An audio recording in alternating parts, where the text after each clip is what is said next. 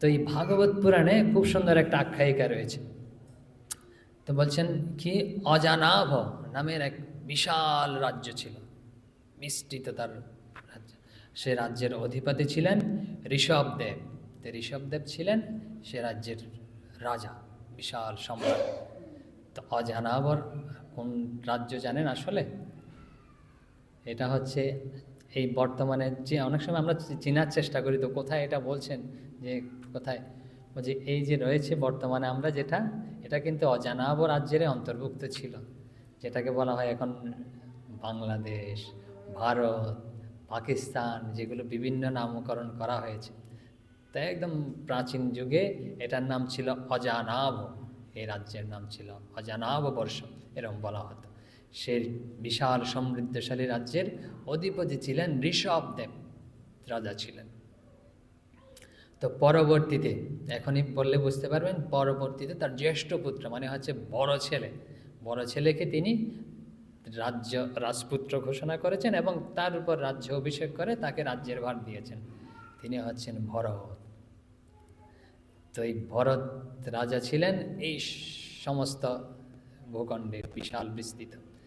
তো তিনি এমনভাবে রাজ্য পরিচালনা করেছেন, যারা প্রজা ছিল না তারা তার উপর খুব একদম সন্তুষ্টি ছিল, যে একদম সন্তানের মতো প্রজাবৎসল ছিলেন, সন্তানের মতোই দেখতেন নিজের প্রজাদের, এরকম প্রজাবৎসল তিনি ছিলেন।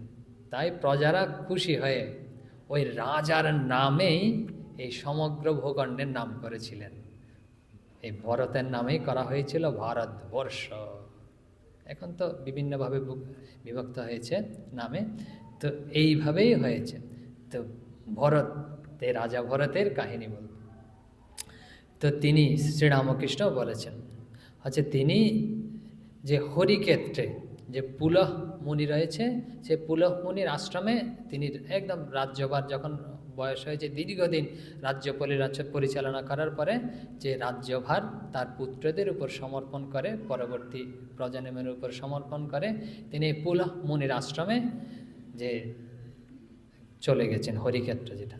তো ওখানে যথারীতি যেরকম তখন ছিল বানপ্রস্থ অবলম্বন করা, প্রথমে হচ্ছে ব্রহ্মচর্য, তারপরে গৃহস্থ, তারপরে হচ্ছে বানপ্রস্থ, এরকম। তো বানপ্রস্থ আশ্রমে গিয়ে ওখানে ভগবানের স্মরণ মননে দিন অতিবাহিত করছেন, কঠোর তপস্যা করছেন, সাধন ভজন করছেন, সর্বদা ভগবানের নামে বিভোর থাকতেন, সন্ধ্যা আহ্নিকাদি করতে থাকতেন। তো তিনি যথারীতি স্নানে গেছেন, পাশেই তো নদী ছিল, ঝর্ণা ছিল, ওই নদীতে, ছোট নদীতে তিনি স্নান করতে গেছেন। স্নান করে এসে আবার ধ্যানে বসবেন,